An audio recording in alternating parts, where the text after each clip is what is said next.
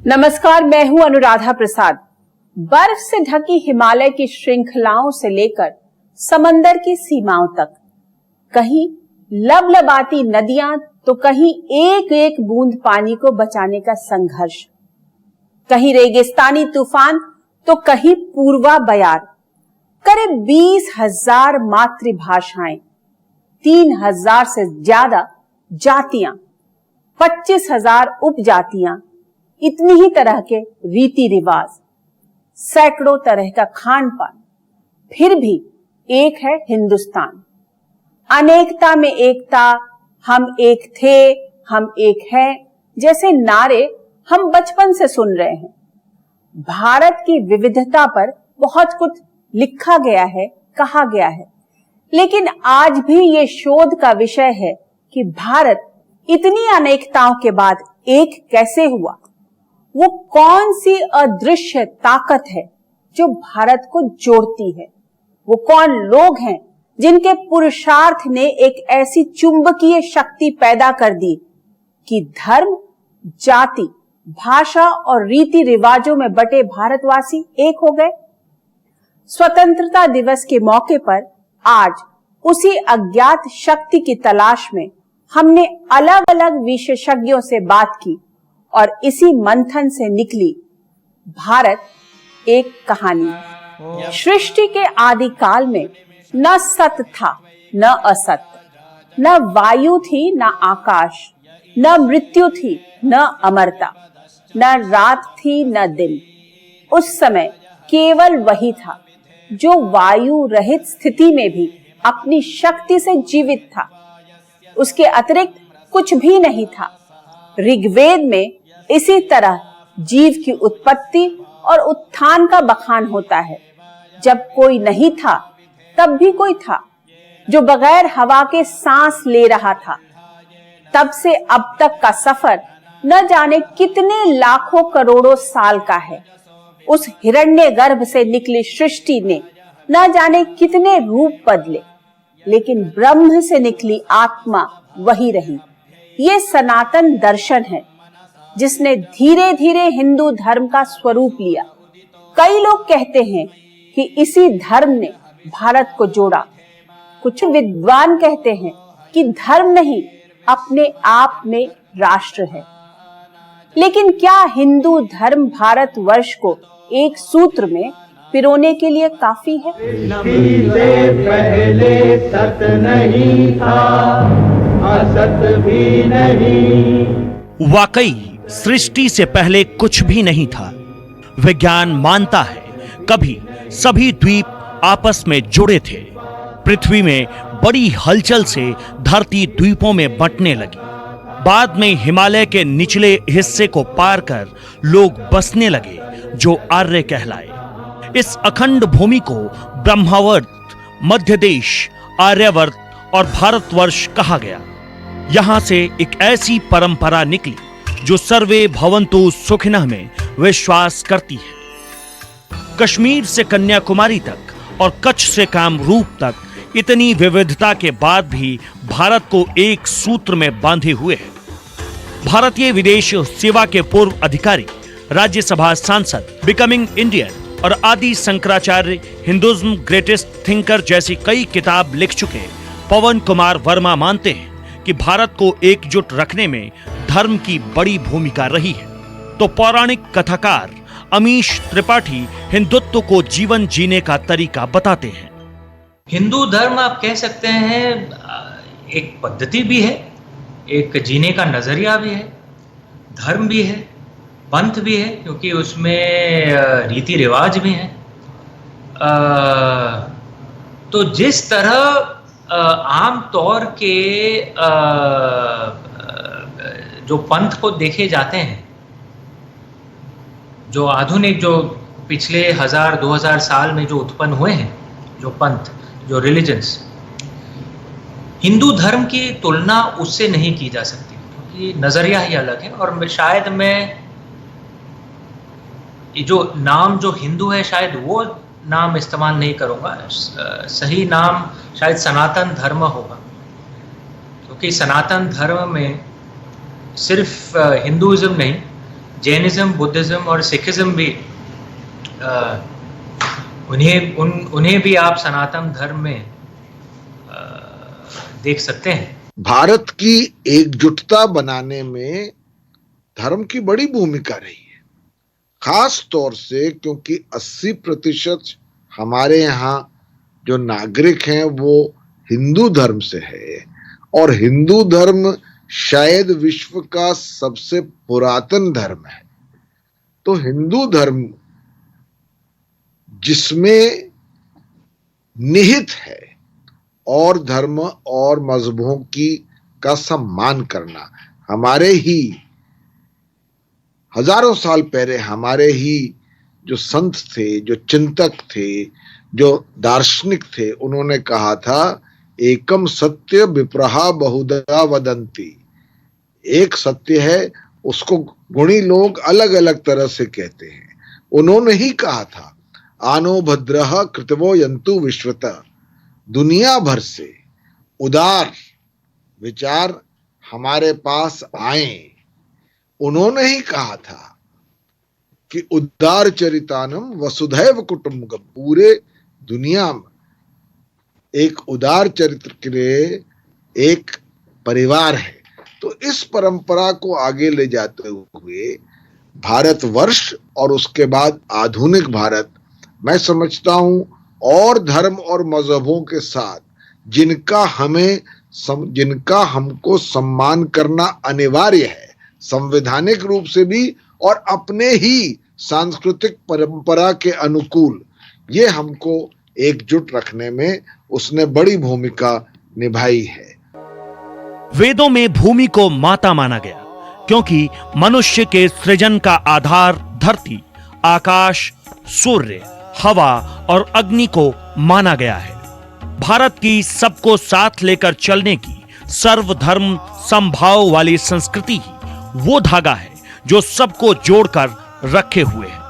सिक्किम के पूर्व राज्यपाल, देश के कल्चर और होम सेक्रेटरी जैसे अहम पदों पर रह चुके वाल्मीकि प्रसाद सिंह एक जाने माने स्कॉलर हैं। India's culture, the state, the arts and beyond और बहुधा और 9/11 के बाद दुनिया समेत कई किताबें लिख चुके बीपी सिंह मानते हैं कि सनातन परंपरा ही वो धागा है जिसने भारत को जोड़कर रखा है।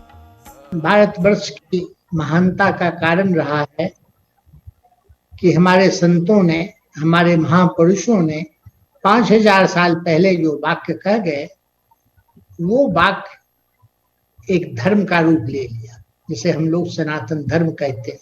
वेद, उपनिषद, रामायण, महाभारत, भगवत गीता, ये सारे जो ग्रंथ हैं, जो कि हमारे पुराने ग्रंथ हैं, तो वो एक रूप ऐसा लिया है कि उसमें दो बातें समझने की। फिर ये सामान्य भारतीयों को भी इसका क्रेडिट जाता है कि 5000 साल पहले कहे वाक्यों, जो हमारे ऋषि मुनियों ने, जिसको कहते हैं अंग्रेजी में स्टेट ऑफ इनलाइटेंड कॉन्शियसनेस में ये वाक्य बोले थे, उसको प्रिजर्व किया, उसको संरक्षित किया। और बाद में वो डायलॉजिक एक प्रोसेस होता है, जब गुरु शिष्य को बताता था तो उसके प्रश्नों का उसको उत्तर भी देना पड़ता था, और उससे ये बात बनी, और ये बात जो बनी उसके आधार पर ये सनातन धर्म बना। फिर एक समाज की रचना हुई, और समाज की रचना में एक वैदिक वर्ल्ड व्यू रहा, लेकिन वो बदलता रहा। उसमें बुद्धिज्म, जैनिज्म और तरह के मत आते रहे, तो वो परिवर्तन होता रहा। भारतीय मूल के ब्रिटिश सियासतदान, अर्थशास्त्री और पद्म भूषण लॉर्ड मेघनाथ देसाई मानते हैं कि भारत में कोई भी धर्म विरोधी हो ही नहीं सकता।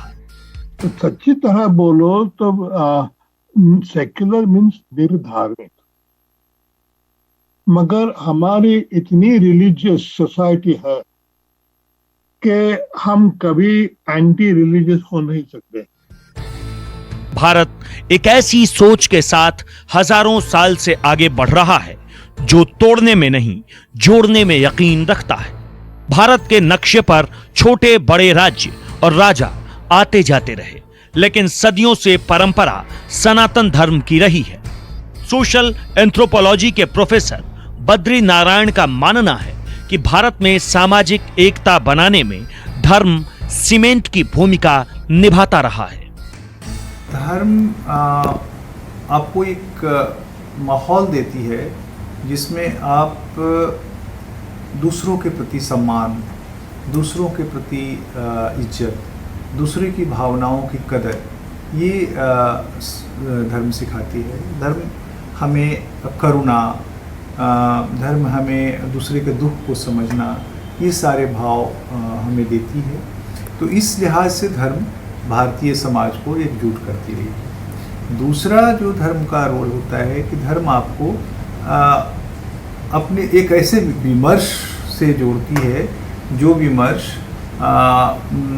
एकता के सूत्रों को विकसित कर सकती है। और धर्म आपको बहुत सारे जगहों पे दुनिया को देखने, दुनिया को जानने के लिए उत्प्रेरित करती है। जैसे तीर्थ स्थानों का नोशन है, आप तीर्थ करने जाते हैं तो आप उस बहाने घरों से निकलते हैं, दुनिया देखते हैं, तरह तरह के लोग देखते हैं, तो आपकी एक सामाजिक एकता बनती है।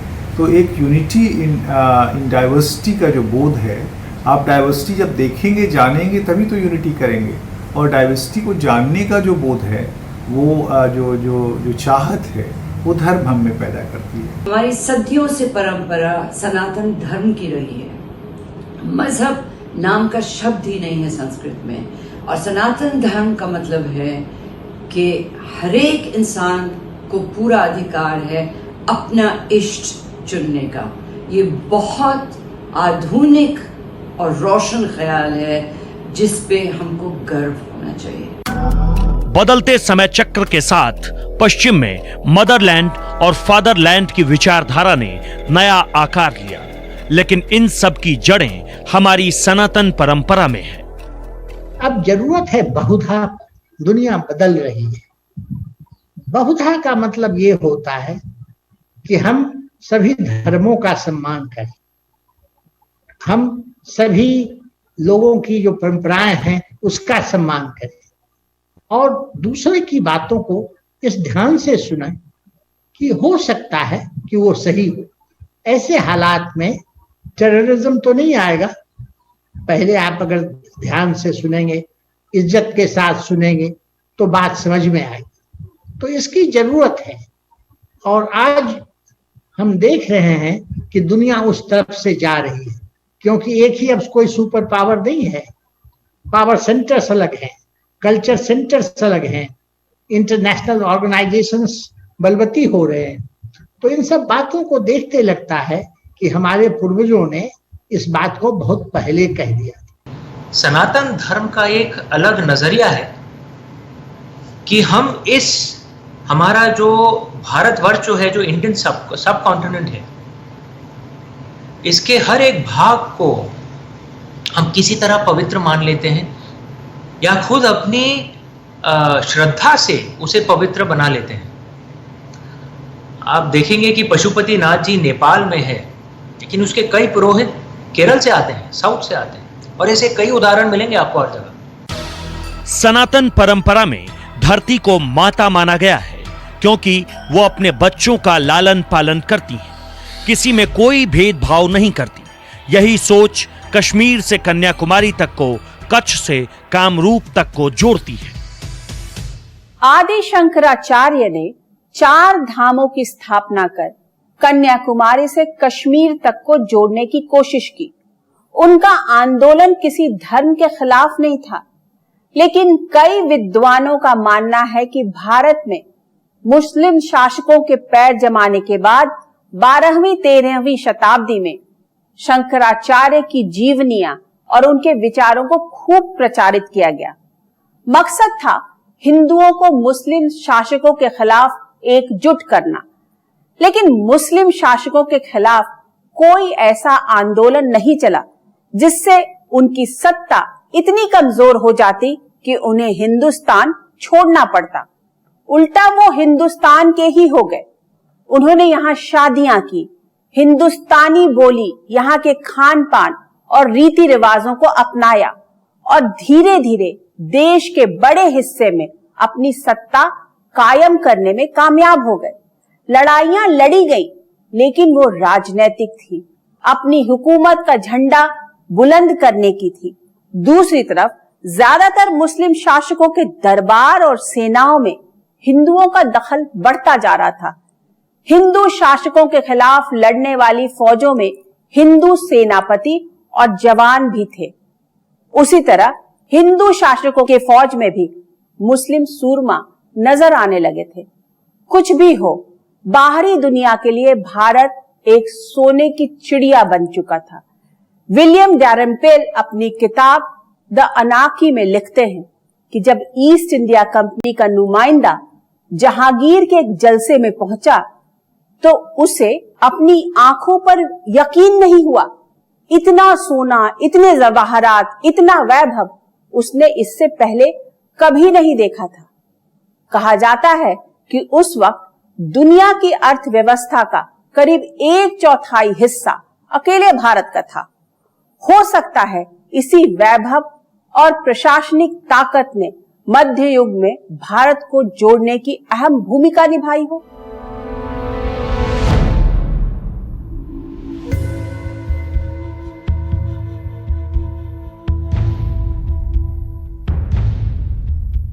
बात करीब 1200 साल पुरानी है।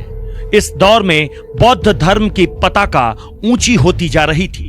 बौद्ध धर्म लोगों को अपनी ओर तेजी से आकर्षित कर रहा था, तो हिंदू धर्म में एक अजीब सी बेचैनी थी। मुस्लिम साम्राज्य की दक्षिण एशिया में जीत पर जीत होती जा रही थी। भारत छोटे छोटे क्षत्रपों में बटा हुआ था। अखंड भारत की डोर कमजोर पड़ने लगी थी। इसे जोड़ने का काम शुरू किया आदि शंकराचार्य ने। आदि शंकराचार्य 8वीं शताब्दी में केरला में जन्मे, कालाडी में, और उन्होंने समाधि ली केदारनाथ में। और अपने बड़े ही अल्प आयु के जीवन में 32 साल पर उन्होंने समाधि ले ली। उन्होंने 4 मठ भी स्थापित किए, जो कि आज के भारत का नक्शा है। दक्षिण में, साउथ में श्रृंगेरी पे मठ,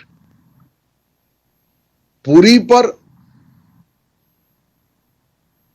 पूर्वी ओर, पश्चिम ओर द्वारका पे, और नॉर्थ में, उत्तर में जोशी मठ में, जो बद्रीनाथ को रास्ता खोलता है। तो पूरे भारत का नक्शा तो आज से हजारों साल पहले, और उसका प्रमाण है आदि शंकराचार्य के 4 मठ, वो बन चुका था। निराकार ब्रह्म और मिथ्या जगत की बात करते हुए भी आदि शंकराचार्य 12 ज्योतिर्लिंगों, 18 शक्ति पीठों और 4 विष्णु धामों की ऐसी तीर्थ यात्रा पर निकले जो मिलकर भारत को एक करने का काम करती थी। भारत को एक सूत्र में पिरोने के लिए 4 मठों की स्थापना की। दक्षिण भारत के श्रृंगेरी में वेदांत ज्ञान मठ, पूर्वी भारत के जगन्नाथपुरी में गोवर्धन मठ, पश्चिम भारत के द्वारका में शारदा मठ, उत्तर भारत के बद्रिकाश्रम में ज्योतिर्पीठ। हमें आदि शंकराचार्य जी के बारे में सीखना चाहिए। पूरे देश को उनने 4 अपने शंकराचार्य मठों से जोड़ दिया। हर जगह उनने शास्त्रार्थ किया। कई हद तक हमारी जो प्राचीन जो संस्कृति थी, हम कई हद तक जो भूल रहे थे, उन्हें फिर से उनने रिवाइव किया। और ये सब इतनी कम उम्र में, और भारत माँ के लिए क्या क्या योगदान किया उन्होंने। आज कई हद तक जो हिंदू धर्म की जो समझ है, कई हद तक उसमें योगदान आदि शंकराचार्य जी का है। सनातन दर्शन और हिंदुत्व की धारा ने भारत को राजनीतिक रूप से मजबूत कर दिया। वक्त का पहिया आगे बढ़ा। पश्चिम से मुस्लिम आक्रांता बनकर आए, लेकिन भारत भूमि की आबो हवा इतनी पसंद आई कि यहाँ के रंग ढंग में घुल गए। भारत भूमि पर जिसने भी कदम रखा, उसका यहाँ की सनातन परंपरा ने दिल खोलकर स्वागत किया। आदि शंकराचार्य विलक्षण प्रतिभा के व्यक्ति थे, और वो जो हमारी विरासत रही वो बहुधा की, उसके बड़े पुरोधा थे। अब देखिए हुआ ऐसा कि इस देश में पहली शताब्दी में ही क्रिश्चियनिटी और जुडाइज्म, ये दोनों धर्म के लोग आ गए इंडिया में। 7वीं शताब्दी में ही इस्लाम के लोग आ गए। 9वीं शताब्दी में जोरास्ट्रियंस यहाँ आ गए, वो जिनको हम लोग आजकल यहाँ बस गए हैं पारसी कहते हैं। 16वीं शताब्दी में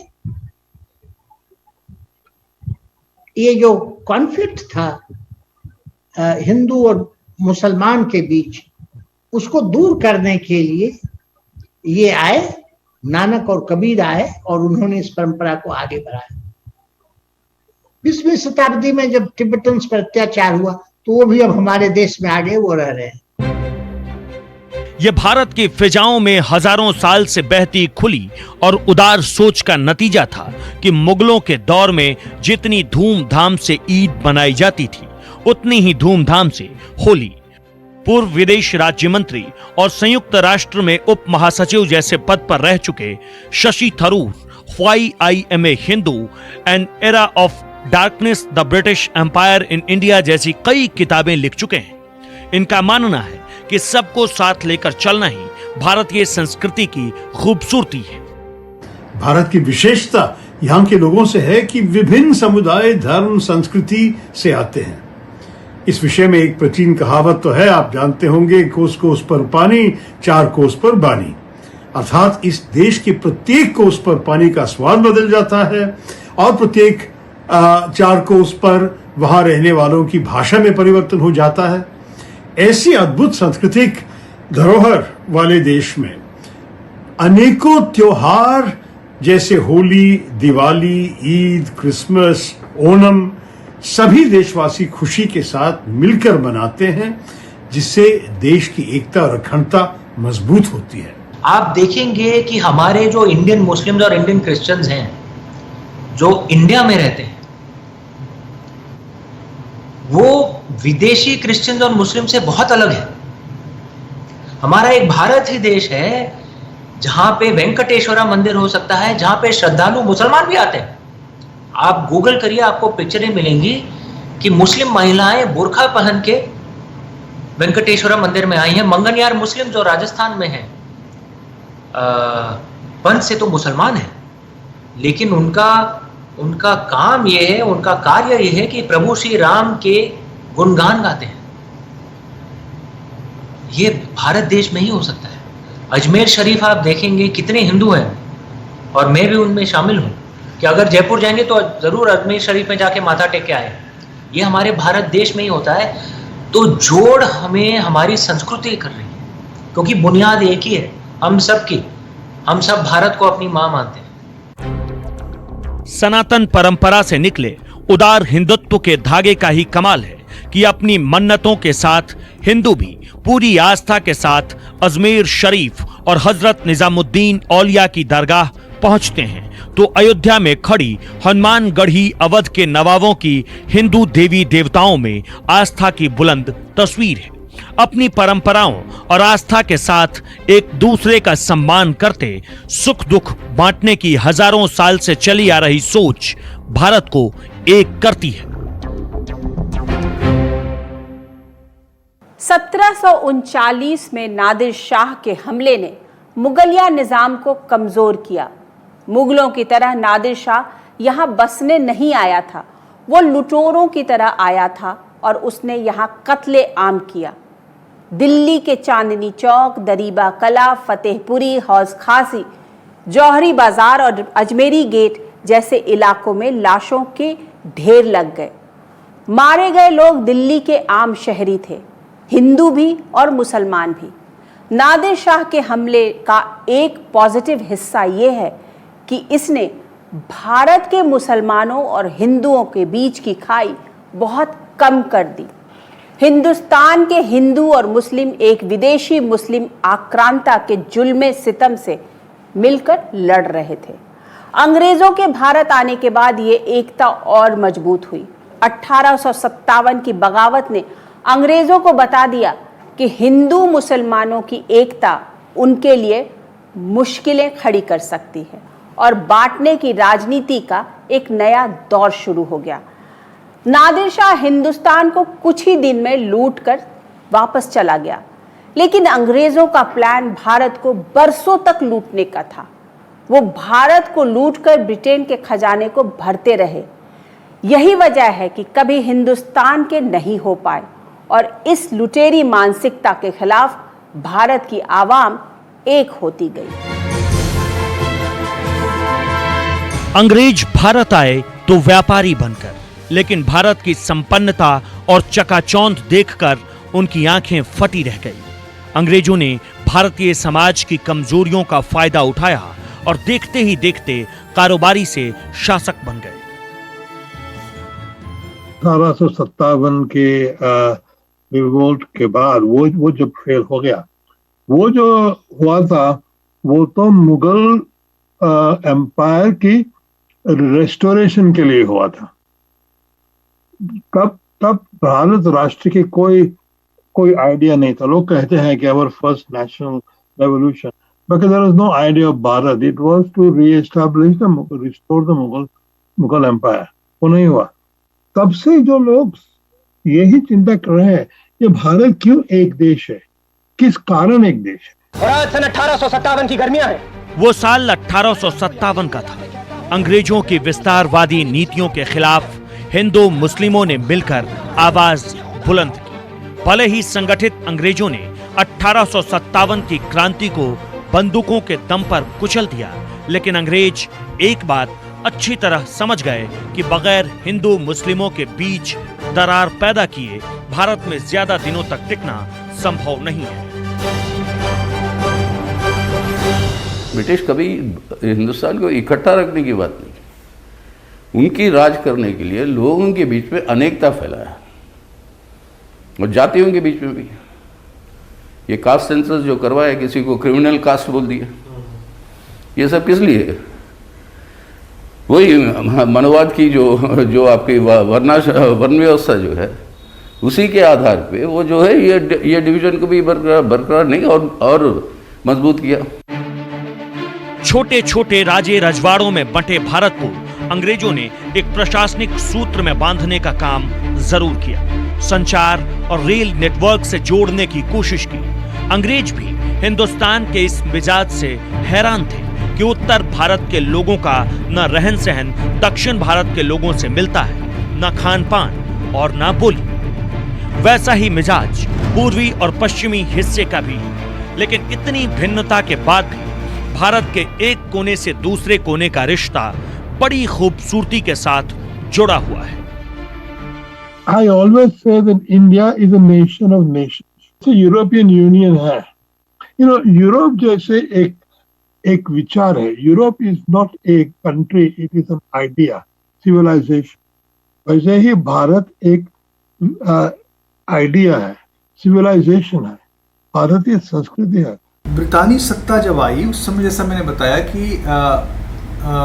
ये हम बहुत टुकड़ों में बना हुआ भारत था। भारत एक था, लेकिन स्थानीयता का गहरा दबाव था।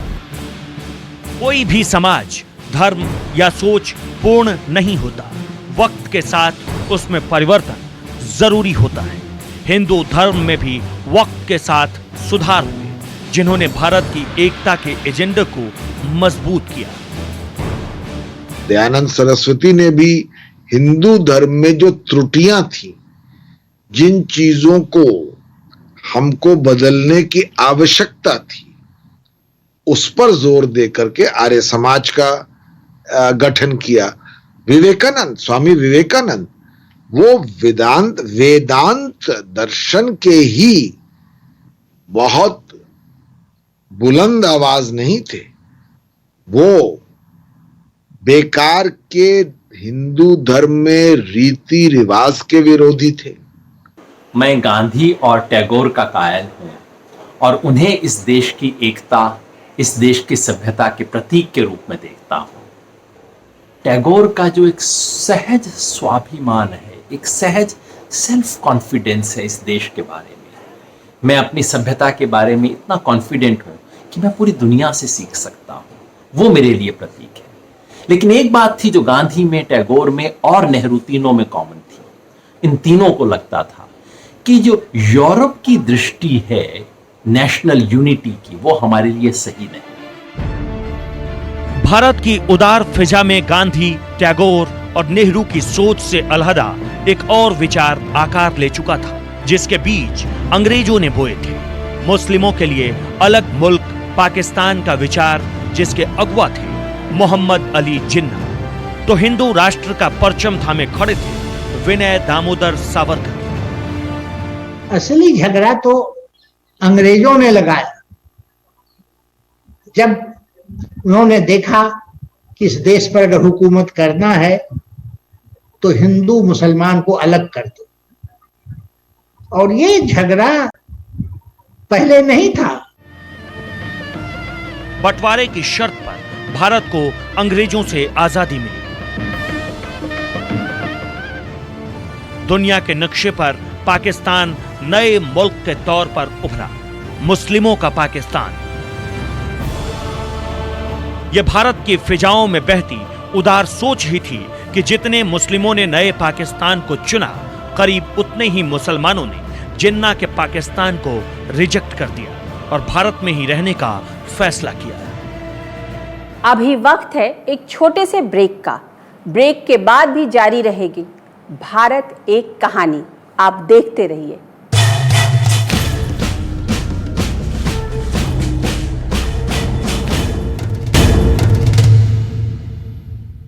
आजादी के बाद भारत को कौन जोड़ेगा? धर्म, धर्मनिरपेक्षता, संविधान, प्रजातंत्र, फौज या फिर राजनीतिक नेतृत्व? ये बहुत ही अहम सवाल था। धर्म के आधार पर पाकिस्तान अलग हुआ था। भारत में हिंदुओं की संख्या ज्यादा थी, लेकिन अल्पसंख्यकों की आबादी भी कभी कम नहीं रही। कई लोग कहते हैं कि इतने विरोधाभासों वाला भारत कितने दिन तक एक रह पाएगा। आज दुनिया में भारत से ज्यादा मुसलमान सिर्फ इंडोनेशिया में हैं। यहाँ ऑस्ट्रेलिया से ज्यादा ईसाई हैं। दुनिया के ज्यादातर देश एक धर्म, एक भाषा, एक सिद्धांत के आधार पर आगे बढ़े। वहीं भारत अपनी अनेकताओं के साथ कभी पीछे नहीं रहा। यूएसएसआर जैसी शक्ति बिखर गई, युगोस्लाविया अलग अलग हुए, चेकोस्लोवेकिया के टुकड़े हुए, लेकिन तमाम राजनीतिक अफरा तफरी के बावजूद भारत की एकता पर आंच नहीं आई। आजादी के बाद इसकी पहली सबसे बड़ी वजह रही वो संस्थाएं जिन पर सबको भरोसा हुआ। सुप्रीम कोर्ट ने राम मंदिर बनाने का फैसला सुनाया और देश ने मान लिया। चुनाव आयोग न जाने कितने चुनाव करा चुका है और पूरा देश उनके नतीजों को मान रहा है। रिजर्व बैंक पर देश को भरोसा है। फौज के अनुशासन के आगे देश नतमस्तक है। ये भारत के संविधान और प्रजातंत्र की जीत की निशानियां हैं और इन सब का मूल सूत्र है देश का संविधान। आज देश एक है तो उसी संविधान की वजह से और संविधान की रक्षा करने वालों की वजह से। आजादी से पहले ही भारत के लिए संविधान बनाने का काम शुरू हो गया था। संविधान सभा के सामने भारत के लिए एक ऐसा रास्ता चुनने की चुनौती थी जो विविधताओं वाले भारत को मजबूती के साथ जोड़े रख सके। भारतीय उपमहाद्वीप की एकता भूगोल में है। भारतीय सभ्यता की एकता हमारे इतिहास और संस्कृति में है। लेकिन भारत देश, आधुनिक राष्ट्र राज्य, इसकी एकजुटता का स्रोत हमारे आजादी के आंदोलन में है, हमारे संविधान में है। हमारी एकजुटता का मूल स्रोत है भारत का स्वधर्म, द आइडिया ऑफ इंडिया, जिसे पिछले 150 साल में बनाया गया, बुना गया। 3 स्तंभ हैं उसके: डेमोक्रेसी, डाइवर्सिटी, डेवलपमेंट। जो विविधता जो हमारे देश में है, कई भाषाएं हैं, कई धर्म हैं, कई सारे तरीके के लोग हैं जो मिलजुल कर रहे हैं, मिलजुल कर लड़े हैं देश की आज़ादी के लिए।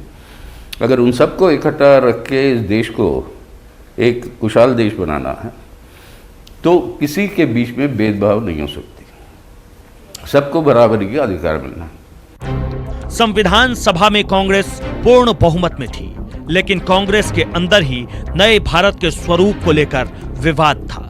कुछ नेताओं की ये भी राय थी कि मुसलमान अलग देश लेकर चले गए तो अब भारत को हिंदू राष्ट्र बनना चाहिए। लेकिन कांग्रेस का एक हिस्सा भारत के सर्वधर्म समभाव को बनाए रखना चाहता था। बंटवारे के 10 दिन बाद ही जब संविधान सभा में माइनॉरिटी यानी अल्पसंख्यकों का मुद्दा उठा तो सब अपना अपना राग अलाप रहे थे। मद्रास के मुस्लिमों ने अपने लिए अलग निर्वाचन की मांग की। बी पॉकर बहादुर ने संविधान सभा में कहा, दूसरों के लिए मुस्लिम समुदाय की जरूरतें समझना बहुत मुश्किल है। अगर अलग निर्वाचन की व्यवस्था खत्म हो जाती है तो मुस्लिम समुदाय को लगेगा कि सरकार में उनकी नुमाइंदगी कम है, उनकी आवाज कम सुनी जा रही है। देश के तत्कालीन गृह मंत्री सरदार वल्लभ भाई पटेल किसी कीमत पर धर्म के आधार पर अलग निर्वाचन के पक्ष में नहीं थे। उन्होंने साफ साफ कह दिया, जो लोग ऐसा चाहते हैं उनकी जगह पाकिस्तान में है, यहां नहीं। हम एक राष्ट्र की बुनियाद रख रहे हैं। जो लोग देश को फिर से बांटना चाहते हैं उनके लिए यहां कोई जगह नहीं है। संविधान सभा में मजहब के नाम पर आरक्षण की मांग को 7 में से 5 मुस्लिम सदस्यों ने भी खारिज कर दिया। इनमें अबुल कलाम आजाद, मौलाना हिफ्जुर रहमान, बेगम इजाज रसूल, हुसैन भाई लालजी और तजामुल हुसैन शामिल थे। कहा जाता है कि संविधान सभा के तत्कालीन सदस्य केटी शाह संविधान में सेकुलरिज्म के कॉन्सेप्ट को शामिल करना चाहते थे, जिसके लिए शाह ने संशोधन के जरिए 3 बार कोशिश की।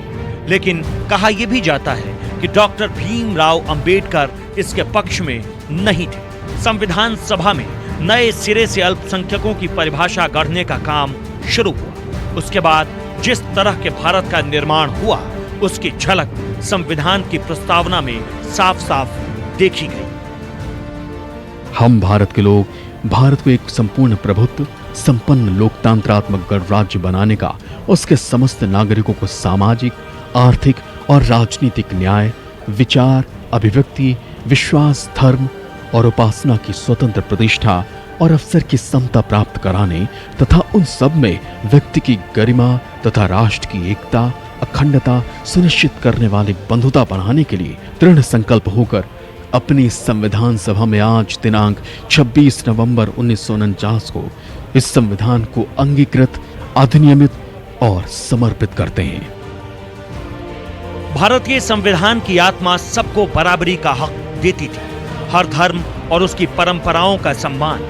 लेकिन संविधान की प्रस्तावना में सेक्युलरिज्म शब्द जुड़ा 1976 में संविधान में 42वें संशोधन के साथ।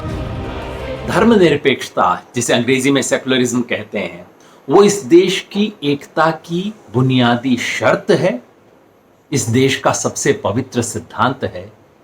लेकिन उसके नाम पे जो राजनीति हुई है वो इस देश का सबसे बड़ा पाखंड भी है।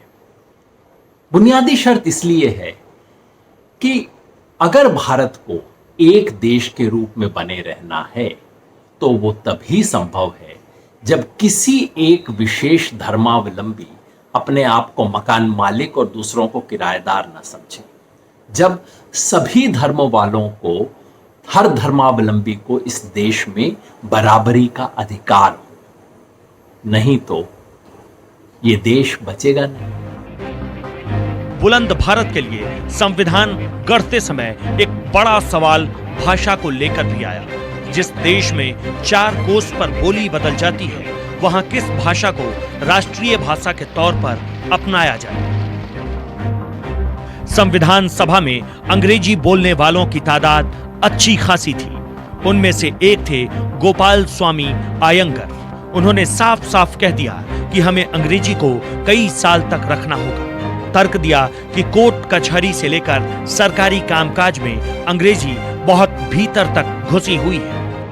सी राजगोपालाचारी भी अंग्रेजी की वकालत कर रहे थे, तो दक्षिण के नेताओं ने अलग राह पकड़ रखी थी। वो अंग्रेजी का विरोध तो कर रहे थे, लेकिन हिंदी कबूल करने को तैयार ही नहीं थे। दंगल हिंदी और हिंदुस्तानी को लेकर भी चल रहा था। दोनों जुबान में थोड़ा अंतर है। जहां हिंदी पर संस्कृत की तगड़ी छाप है, वहीं हिंदुस्तानी अंग्रेजों के जमाने में लोगों की जुबान पर चढ़ी एक ऐसी भाषा है जिसमें आम बोलचाल वाले संस्कृत, अरबी, फारसी के शब्द इस्तेमाल होते हैं। कॉन्स्टिट्यूएंट असेंबली जब मिली थी तब कांग्रेस के पार्टी ने एक प्राइवेट मीटिंग थी, उसमें ये नेशनल लैंग्वेज का प्रश्न आया, तो सिर्फ एक वोट की मेजॉरिटी से हिंदुस्तानी हार गई और हिंदी जीत गई। भाषा का अलग अलग भाषाओं के अपने अपने रोल है। ये सब मिलकर एक भाषा जो उभर कर आएगी कम्युनिकेशन के लिए, अगर उसको थोपने की कोशिश करोगे आप, वो अनेकता फैलाएगी। फैसला हुआ देवनागरी लिपि में लिखी हुई हिंदी को राजभाषा बनाने का। उसके बाद संविधान सभा के अध्यक्ष डॉक्टर राजेंद्र प्रसाद ने कहा, आज पहली बार ऐसा संविधान बना है जब हमने अपने संविधान में एक भाषा लिखी है जो संघ के प्रशासन की भाषा होगी। उस भाषा का विकास समय की परिस्थितियों के अनुसार ही करना होगा। हमने अपने देश का राजनीतिक एकीकरण किया है। राजभाषा हिंदी देश की एकता को कश्मीर से कन्याकुमारी तक अधिक मजबूत बना सकेगी। अंग्रेजी की जगह भारतीय भाषा को स्थापित करने से हम निश्चय ही और भी एक दूसरे के नजदीक आएंगे। हिंदी को राष्ट्रभाषा बनाने को लेकर अक्सर आवाज उठती रहती है। भाषा का झगड़ा, धर्म का झगड़ा, जाति का झगड़ा। संविधान सभा में इन सब विवादों को सुलझाने की बहुत कोशिशें हुई, कुछ रास्ते भी निकले। इन सब के बीच संविधान निर्माताओं को एक और बेहद मुश्किल सवाल से जूझना पड़ा। आखिर ऐसी कौन सी राजनीतिक व्यवस्था को अपनाई जाए जो भारत को जोड़े रख सके? भारत को एकजुट करना, मैं समझता हूं उसकी बुनियाद है भारत में लोकतंत्र का होना और लोकतंत्र का वास्तविकता में आम आदमी के बीच में अपनी पकड़ बनाना। लोकतंत्र और संविधान ये आज के आधुनिक भारत को जोड़ता है। संविधान सभा में शासन के अलग अलग मॉडल को लेकर लगातार चर्चा चलती रही और आखिर में जो शासन व्यवस्था निकली उसमें सत्ता दिल्ली से निकलकर समाज के आखिरी आदमी तक पहुंची। संविधान सभा में अपने आखिरी भाषण में डॉक्टर भीमराव अंबेडकर ने कहा, मैं महसूस करता हूं कि संविधान चाहे कितना भी अच्छा क्यों ना हो, यदि वे लोग जिन्हें संविधान को अमल में लाने का काम सौंपा जाए खराब निकले तो निश्चित रूप से संविधान खराब साबित होगा। दूसरी ओर संविधान चाहे कितना भी खराब क्यों ना हो, यदि वे लोग जिन्हें संविधान को अमल में लाने का काम सौंपा जाए अच्छे हों तो संविधान अच्छा साबित होगा। यह हमारे संविधान की खूबसूरती है जिसमें भारत का बुलंद गणतंत्र और मुखर लोकतंत्र समाज के आखिरी पायदान पर खड़े हर नागरिक को बराबरी का हक देता है, उसे आगे बढ़ने का पूरा मौका देता है। आज भारत ने असाधारण गति से असंभव को संभव किया है। इसी इच्छा शक्ति, इसी लगन, इसी जज्बे के साथ प्रत्येक भारतीय को आगे बढ़ना है। वर्ष 2022 हमारी आजादी के 75 वर्ष का पर्व अब बस आ ही गया है। हम एक कदम दूर है, हमें दिन रात एक कर देना है। 21वीं सदी का ये तीसरा दशक हमारे सपनों को पूरा करने का दशक होना चाहिए। कोरोना बड़ी विपत्ति है लेकिन इतनी बड़ी नहीं कि आत्मनिर्भर भारत की विजय यात्रा को वो रोक पाए। मैं देख सकता हूं एक नए प्रभात की लालिमा, एक नए आत्मविश्वास का उदय, एक नए आत्मनिर्भर भारत का शंखनाद।